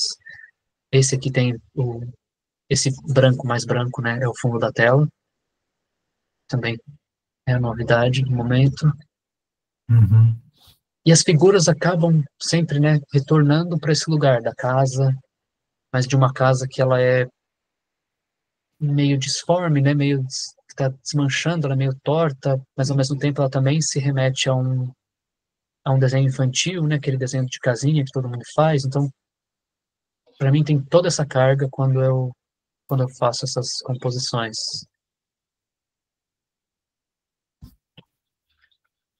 Eu tenho a impressão que quando você fala da casa e a maneira como você disse que busca, foi encontrado por algumas imagens de VHS, etc., e depois percebeu que aquilo era um reflexo de algumas outras coisas, né? Você ficou surpreso. Me parece que você evoca um pouco mais do, do espírito da casa, do espírito da floresta que seja, da natureza. Eu não estou achando a palavra, infelizmente, mas é esse grande símbolo daquilo, o quanto aquilo representa, né? Então, quanto mais você desenhar uma casa, quanto mais tempo você ficar nela, talvez menos a ideia de casa esteja aparente. Então, a simplicidade, a fluidez da tinta, da maneira como você pinta, a velocidade, você entregue um peso, uma quantidade, né, uma densidade da ideia do que abarca a casa, do que me faz pensar na casa que está ali, como é o interior dela e fisicamente, né? Eu acho que é isso. Inclusive, nesse caminho, você se torna, ao meu ver, um grande evocador de dualidades, né? Isso é potente no trabalho. Isso aí é que inquieta quem vê, né? Não há você não precisa ficar um mês na pintura, né? Talvez por esse, eu não quero usar uma palavra que está vindo aqui, que ela vai mais atrapalhar do que ajudar, mas a maneira como ela é ritmada, ela suscita muito isso, a ideia de algo, ou, por exemplo, a adição pela subtração, né? Quando você acrescenta cor e de repente o pincel que está cheio de tinta, você força mais ele para mais tirar do que colocar. Isso nos traz muito, isso nos revela muita coisa. E é algo que o trabalho foi. Esse trabalho que está, inclusive, agora na tela, diz exatamente muito do que eu quero, do que me parece, né?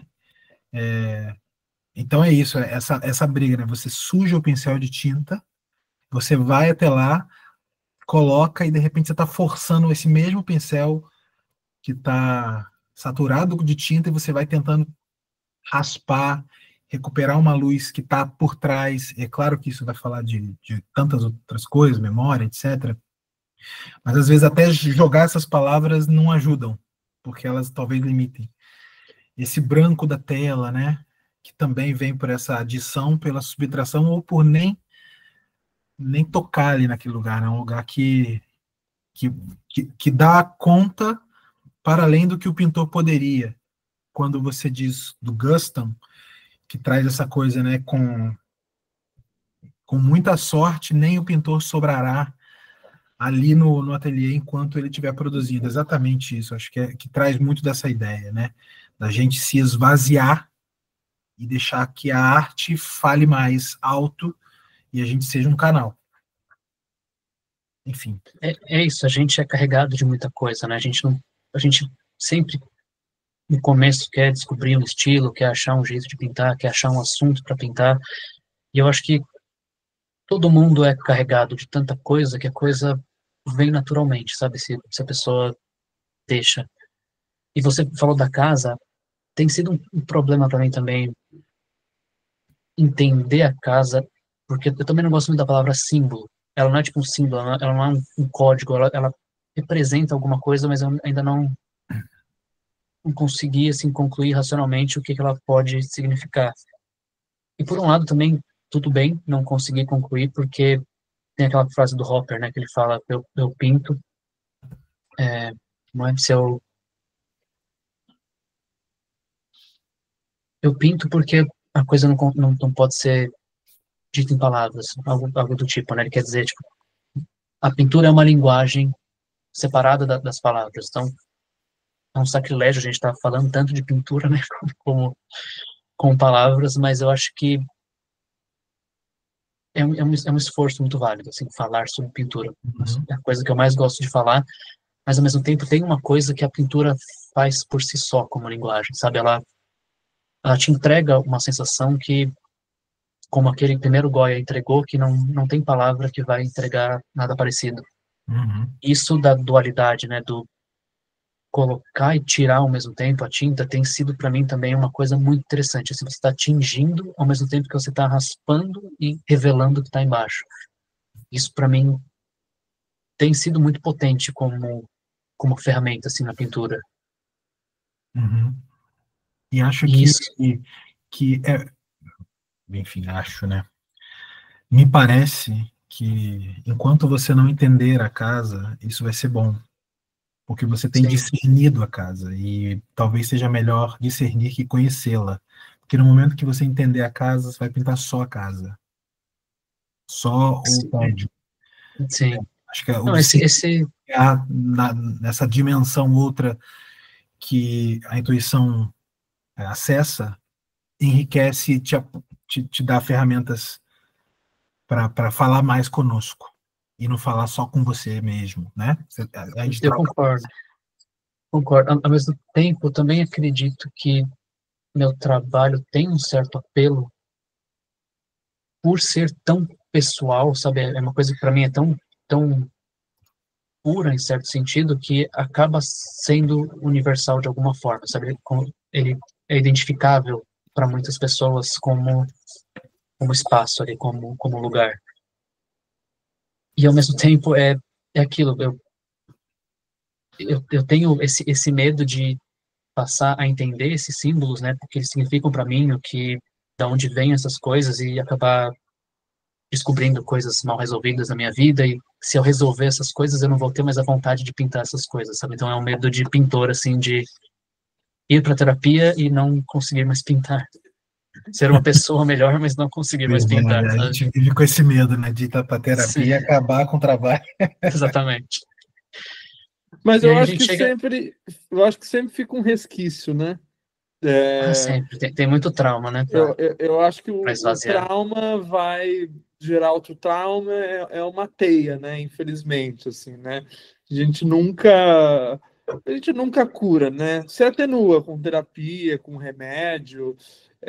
Eu acho que você nunca vai resolver a casa, entendeu? Como eu nunca Sim, vou resolver, sei lá, alguma questão que eu tenho particular, assim. A eu gente concordo. vai, a gente vai ficando cascudo, né? A gente vai ficando Vai, cascudo com a vida.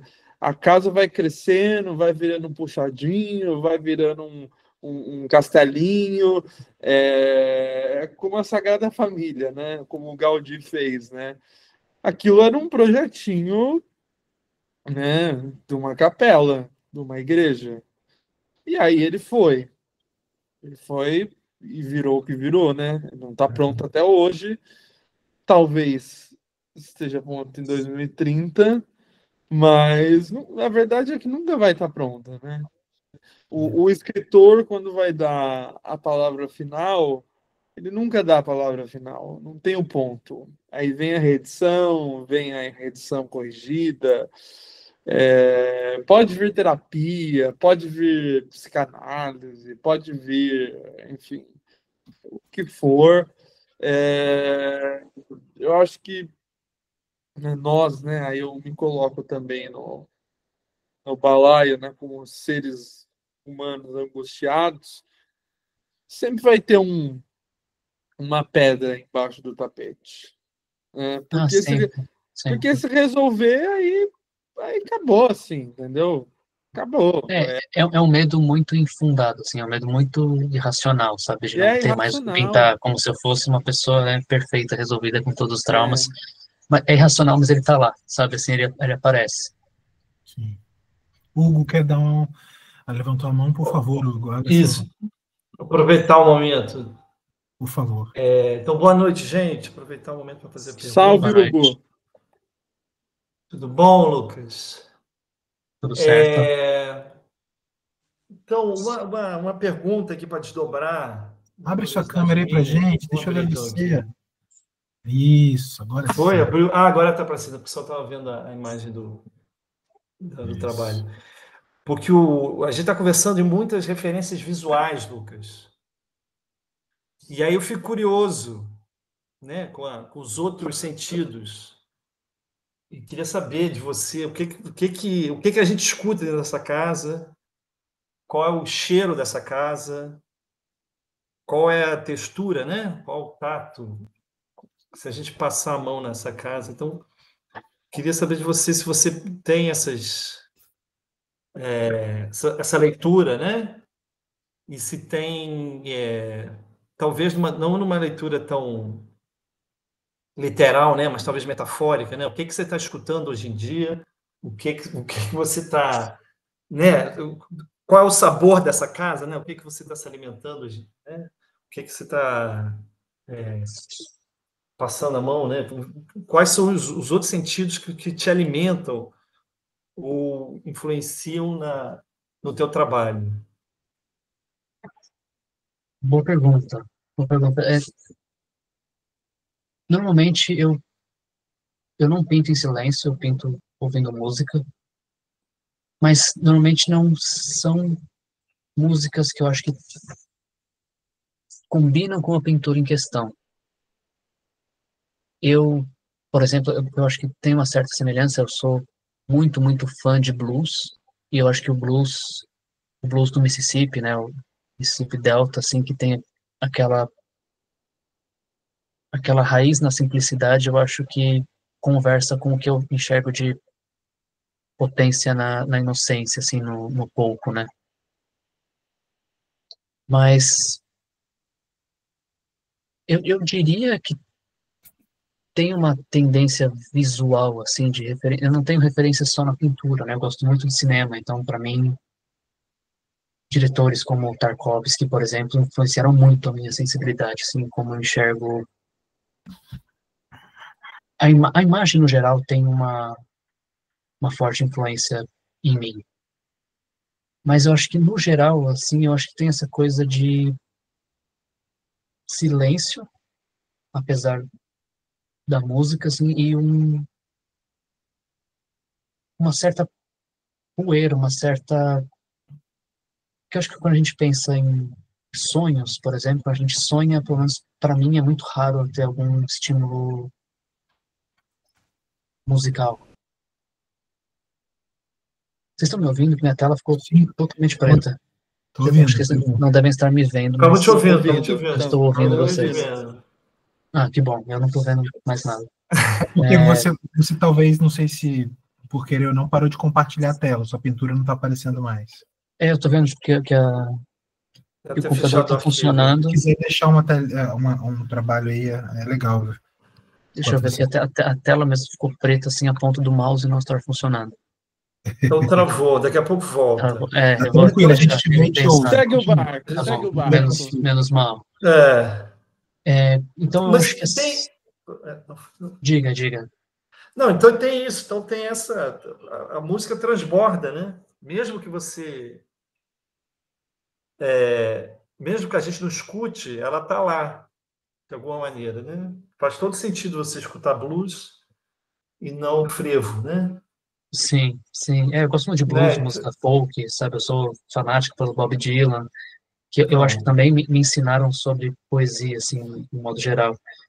E eu acho que a música, né, no ato de pintar, assim, me ajuda muito na concentração, né? Muita gente é contra, muita gente fala que tem que desenhar e pintar em silêncio e tal, mas para mim, como é um estado quase meditativo, ali me ajuda também a isolar outras coisas, né, e focar no objeto, né, que está sendo construído ali. esse exemplo do Bob Dylan é ótimo, né? Porque ele é um O Bob músico... Dylan, para mim, ele abriu minha cabeça, assim, para poesia, no geral, sabe? Ele e Chico Buarque, para mim, são os grandes escritores, assim, compositores. Ele ganha o Nobel de literatura e no discurso Não fala que não faz literatura, né? Exatamente. Então, tudo é música, né? Então, são essas conversas fora das categorias, né? Ele também tinha aquela coisa que o Picasso também tinha, né? Essa coisa de ser aberto completamente, assim, muito interessado pelo que estava ali na frente, assim. Ele consumiu também todos os cantores folk, né, da região, da época. O Picasso, quando foi para Paris também, né, consumiu todos os pintores que estavam em alta, chegou até a emular alguns, e aí ele digeria aquilo, né, absorvia aquilo e já partia para outra coisa, assim. Então, eu me Pessoa do identifico seu muito com tempo, esse né? tipo de... e sobre como responder as coisas, né? Como você pode gostar de uma coisa contemporânea e fazer referência àquilo e aprender com aquilo e tornar aquilo sua e fazer isso com diversos braços, né, em diversos lugares para se encontrar. Então, assim, sempre que eu vejo um pintor e eu vejo que aquilo me sensibiliza de alguma forma, eu tento muito entender, assim, o que é especificamente que está me sensibilizando, né, o que está mexendo comigo naquela imagem, e a partir do momento que eu identifico, para mim aquela coisa é minha, sabe? É uma coisa que, se aquela parte daquela coisa me identificou, seja de um livro, seja de uma pintura, aquilo, tipo, eu tenho o direito de usar. Então eu acho que eu me identifico com essa velocidade de digestão das coisas, assim, com essa ânsia de digerir essas coisas. Isso é bem um procedimento bem contemporâneo, né? Sim, Da edição, do colagem, da cópia, da pirataria, do abandono da autoria, da originalidade, né? Então, são sim. um procedimento bem diferente de um rap, né? A imagem visual pode também ter esse tipo de colagem. Como é Tem, que o Caio falou, né? Como é que é a expressão, Caio? Você falou Frequência baixa. baixa frequência. Isso. Né? eu acho que tem esse tabu nas artes visuais, né, de você não poder copiar nem para aprender e tal. E as pessoas confundem muito, assim, o que é tipo, um estudo e o que é um plágio, né? E na música isso não acontece nem um pouco, né? Todo mundo aprende a cantar aprendendo música dos outros e fazendo cover. E é assim que você acha a sua voz, né? E eu acho que na pintura também ela pode ser feita dessa forma. Eu, por preconceito, eu não comecei fazendo estudo de mestre, assim, eu fiz muito poucos, mas é uma coisa que eu acredito que é muito potente hoje em dia. E eu não sei quem inventou esse negócio aí, não, porque realmente, se tem uma coisa na que pintura era assim, né? se faz o tempo todo mas essa coisa de uma leitura moderna, o coletivo, né? A força do coletivo. E como o Lucas, enfim, faz aula com o Paulo e tem pintores brilhantes na turma, né? Os talentos acabam se fundindo, né? Enfim, um vai influenciando o outro nas conversas, na paleta, nos estudos, enfim. Eu conheço uma par deles e vejo as semelhanças, né? Inclusive tem uma exposição super legal, né? No Centro Cultural Maria Antônia, com uma turma de pintores, né, da geração do Lucas, que fazem aula com ele, com o Rodrigo Naves, que vai mostrar isso, né, justamente essa ressonância entre artistas de uma mesma geração. Não é só com os mestres, né? Claro que o Picasso está aí, o Goya está aí, o Morandi está aí, entre tantos outros. Mas eu acho um barato essa sincronia na geração, né? Não, eu acho isso maravilhoso mesmo, porque se é uma coisa que enriquece a gente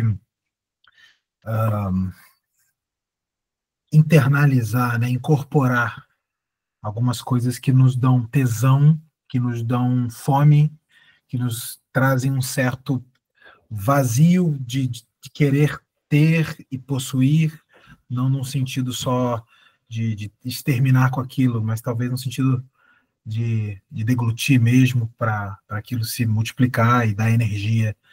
Inclusive, ele até citou assim, o Lucas falou, não, tem gente que fala que tem que pintar em silêncio. Eu falei, se afaste desses ditadores, porque não tem que nada. Você faz o teu caminho por ali, segundo esse desejo, esse tesão, seja lá o que for, né? Porque eu tenho um pouco de desespero de pessoas que dizem que a arte tem que... Não tem que nada, né? Nada é pétreo. Nada. Tem que ser o que te queima, o que te arde. Se arde, aí tem que. Aí Pois sim. é, nisso já mataram a pintura tantas vezes, né? Essas regras definidas assim. E eu acho que é muito isso, sim. A gente tem que ter muita consciência de que nenhum pintor, nenhum ótimo pintor saiu do nada sozinho, sabe? Inventou coisa do nada, assim, isso é muito perigoso. Todo mundo sabe, tipo, o cubismo veio da paixão, da obsessão do Picasso pelo Cézanne, sabe? Tem infinitos exemplos, assim, de que o que a gente faz é desdobrar a partir da nossa sensibilidade. Então, é sempre esse jogo de...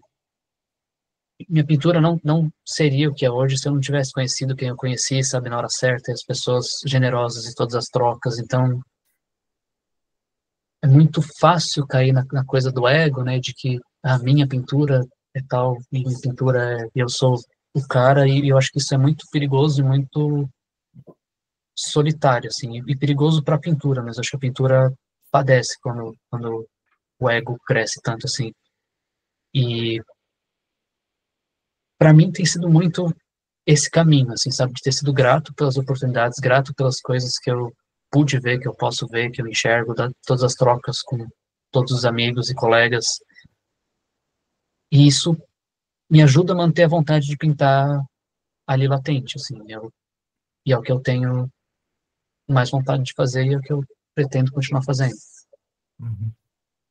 Você conseguiu desbloquear a tela aí? Que você consegue? Não, cara, minha tela tá preta, vou ter que reiniciar se vocês quiserem ver o finalzinho. Reinicio e volta? Muitas outras? Tinha muitas outras? Não, tava bem no final. Aquela última era até a mais recente, eu ia mostrar só algumas vistas. De repente a gente pode colocar isso num link e Faz o seguinte, disponibilizar. rapidamente, sai da sala e volta, vê se você consegue isso, talvez você consiga. Não, a tela tá preta mesmo, vou ter que desligar no botão. Ah, não, então... Então não, melhor não. Não. Fica conosco. Melhor. Fica aqui, Lucas. Tá bom, tô aqui no escuro. Não, perfeito, pelo menos a gente chegou até bem próximo, eu já estava percebendo que você estava ali para concluir. Encaminhando, né? Quem mais quer fazer... Desculpa, Matheus, eu te cortei. Não imagina, eu acho que vai ser minha última observação também, que é uma coisa muito bonita que o Lucas me falou, né? E a gente estava falando dessa coisa monástica, né? Enfim, do sussurro, né?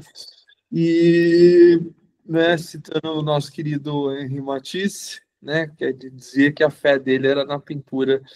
Lucas, embora, né, não comungue de nenhuma religião, né, ele tem um santo padroeiro, que é São Lucas, né, o padroeiro dos pintores, e a fé dele é na pintura.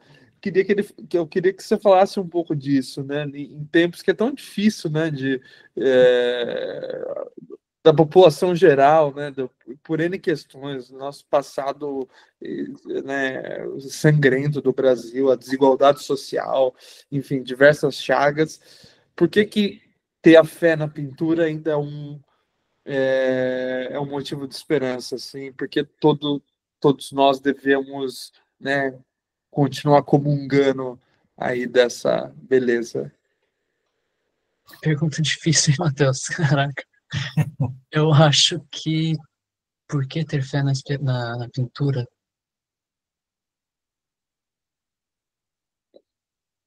Eu acho que porque, para mim, pelo menos, a outra opção seria desistir ou enlouquecer, sabe? Então, não acho que a gente tem que ter fé só na pintura. Eu acho que, assim, pintores têm que ter fé na pintura, mas quem dança tem que ter fé na dança, sabe? Quem canta tem que ter fé no canto. Eu acho que...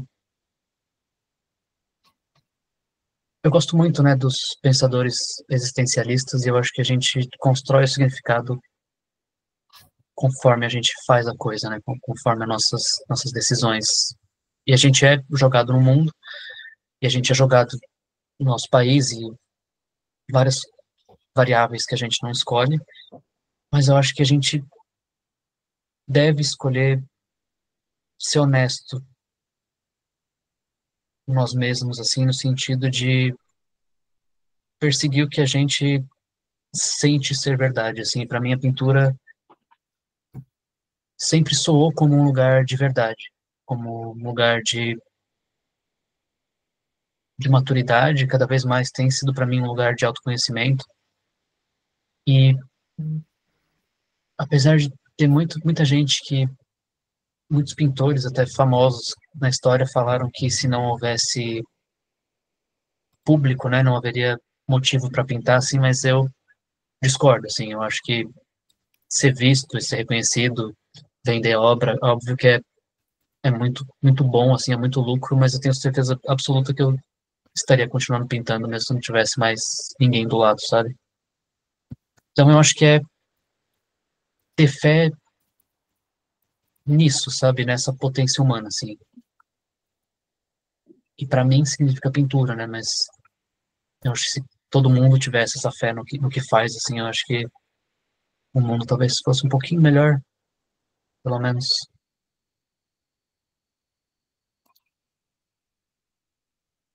Muito forte isso. Júlio, meu caro, levantou a mão aí. E quem quiser mais, por gentileza, fazer alguma pergunta, clica nessa mãozinha aí de levantar. A fila se abre aqui para mim e eu vou chamando na sequência, tá bom? Júlio, pode abrir seu microfone e fala com a gente, meu caro.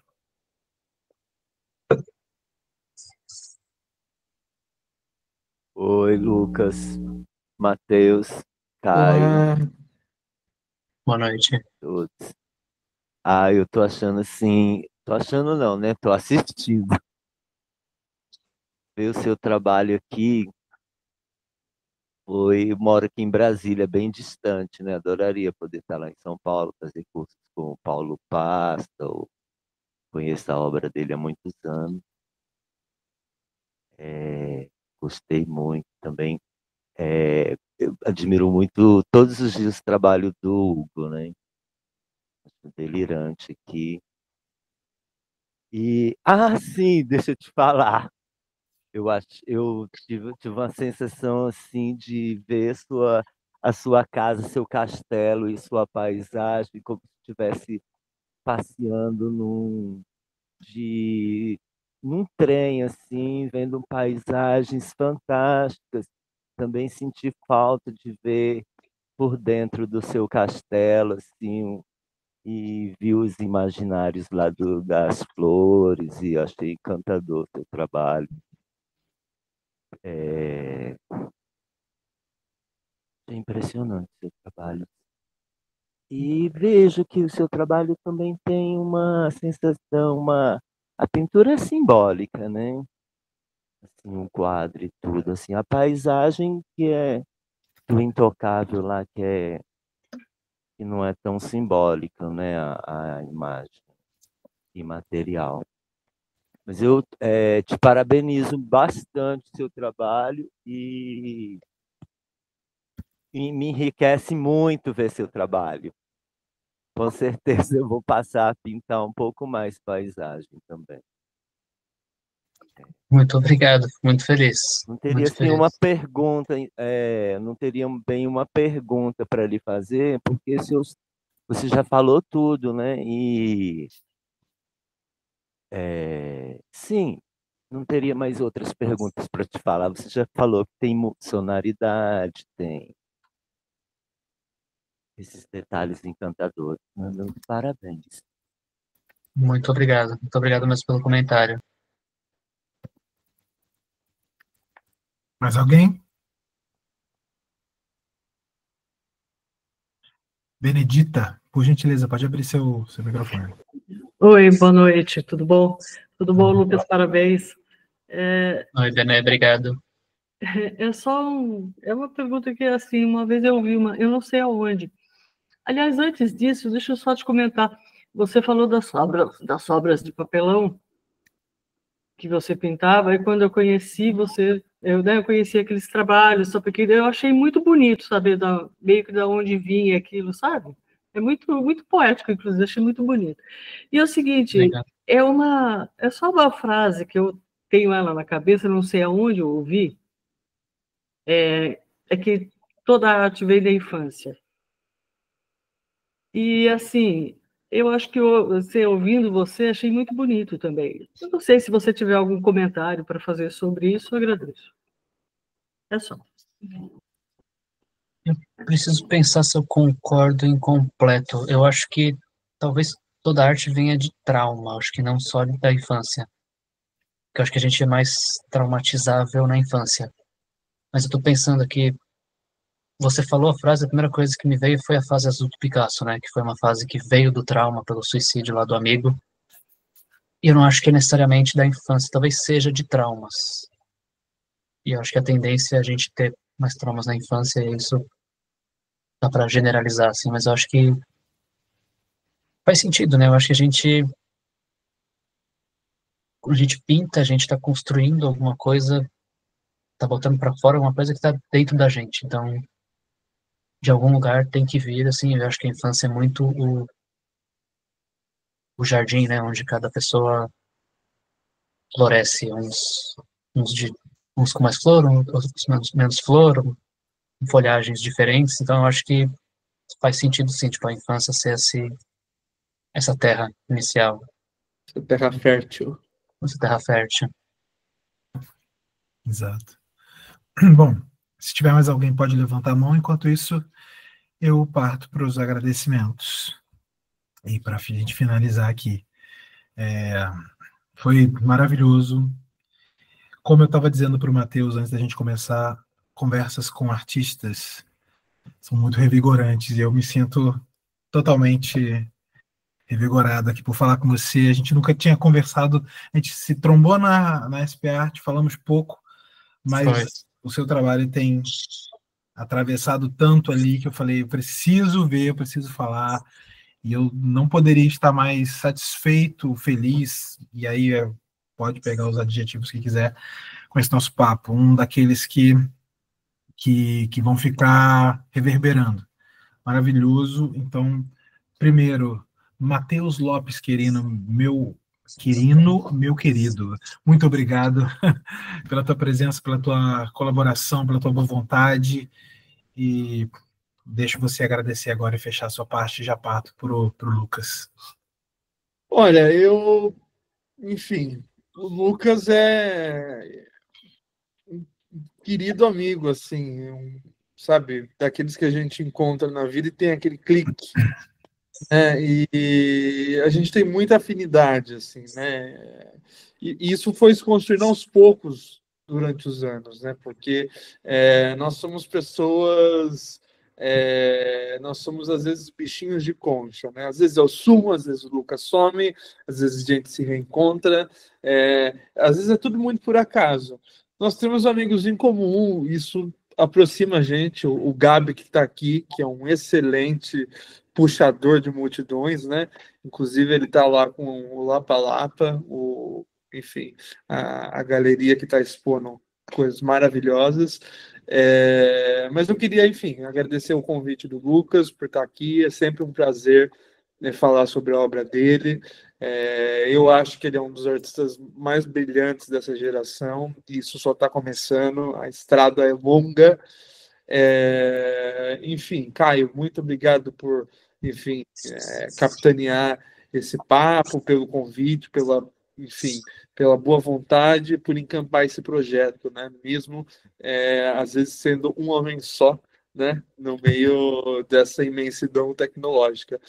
Mas, enfim, agradeço a todos pela escuta, peço desculpas se falei alguma bobagem, enfim, se alguém quiser entrar em contato também, né, eu como jornalista escrevo sobre artes visuais, literatura, enfim, pode passar meu e-mail, tá? Porque eu tô fazendo um detox de Instagram, então eu tô longe, tô um mês longe de Instagram e não tá me fazendo falta. Mas estou à disposição, assim. A gente sempre está procurando, né? Novas ideias, novas pautas, enfim, mas encontros como esse vão ficar por muito tempo, e agradeço muito a todos os ouvintes, né? Enfim, agora a palavra é do Lucas. Obrigado, Lucas. Diz aí. Cara, eu só tenho que agradecer também todo mundo que entrou, todo mundo que participou, que ouviu, que vai ouvir depois no YouTube. E, Caio, a admiração é muito mútua, assim, eu gosto muito do seu trabalho. Eu lembro quando eu descobri também, fiquei super impressionado. Eu lembro quando, eu acho que até antes de começar a fazer aula com o Arthur, que eu já estava interessado em pintura, o Transversalidades, tipo, já estava presente na minha vida, eu já assistia com admiração, assim, eu lembro muito, dois me marcaram muito, que é o da Letícia Lopes, né, e do Vitor Matina, que foi onde começou para mim a fazer sentido que aquilo era possível, sabe, que tinha gente vivendo mesmo disso e fazendo, né, praticando. E agradecer também o Matheus pelo tempo, pelas brilhantes colocações, pela amizade de sempre. E feliz demais por ter encerrado no escuro aqui, mas com a voz de vocês. Maravilhoso. Muito obrigado. Para quem nos escuta, seja aqui na sala agora ao vivo ou pelo YouTube, caso queira, colabore com Transversalidades. Peraí, tá rolando um ruído aqui, deixa eu desativar. Pronto. Colabore de qualquer maneira, contribua compartilhando esse vídeo, falando para as pessoas. Esse é um canal que cresce devagar, mas finca as suas raízes, e eu acredito de verdade que ele vai ficar ecoando por muito tempo, assim como a gente falou do Lucas, e eu fico tão feliz e até, confesso, envaidecido de saber que as pessoas ouvem, aquilo ajuda e aquilo preenche. Isso é gratificante demais, Não há dinheiro no mundo que pague. Então, obrigado, contribua como quiser, compartilhe, tem Pix, enfim, fique à vontade, mas eu já agradeço só da gente ter chegado até aqui, se você está ouvindo ainda, está aqui com a gente na sala. Obrigado demais. Vamos juntos construir um grandíssimo e denso arquivo de falas de artistas juntos. Maravilhoso. Lucas e a todo mundo que já passou, fica meu muitíssimo obrigado. Lucas e Matheus, por gentileza, continuem na sala, não saiam. Eu vou parar a gravação agora, agradecer, dispensar todo mundo, meu beijo para todo mundo e até a próxima, pessoal. Por favor, fiquem na sala, tá? Tchau, pessoal. Eu vou ficar, hein? Tchau, pessoal.